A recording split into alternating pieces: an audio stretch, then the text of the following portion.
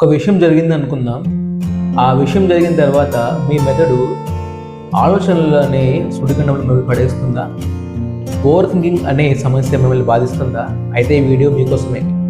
Hi అండి, నేను మీ Telugu psychiatrist doctor జమ్ములకుందన్ Shivaji. ఉదాహరణకు మీరు ఒకరికి మెసేజ్ చేశారు.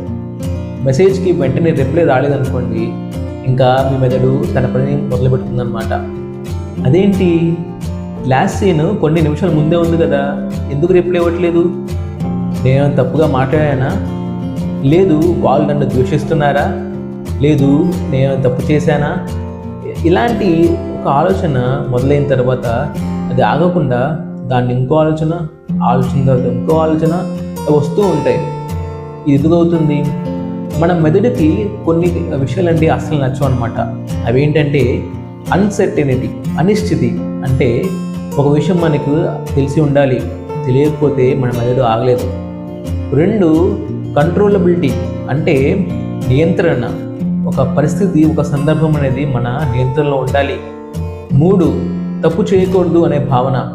అంటే వెంటనే అనిశ్చితి కానీ కంట్రోలబిలిటీ కానీ లేకపోతే మనం తప్పు చేసామేమో లేదా మనం తప్పు చేస్తామేమో అనే ఒక అస్థిరత భావన అనేది మీకు కలుగుతూ ఉంటుంది. దానివల్ల మీ మెదడు ఇలా ఓవర్ థింకింగ్ చేస్తూ ఉంటుంది. మరి దీన్ని ఎలా తగ్గించుకోవాలి తెలుసుకోవాలనుకుంటే పార్ట్ 2 చూసేయండి.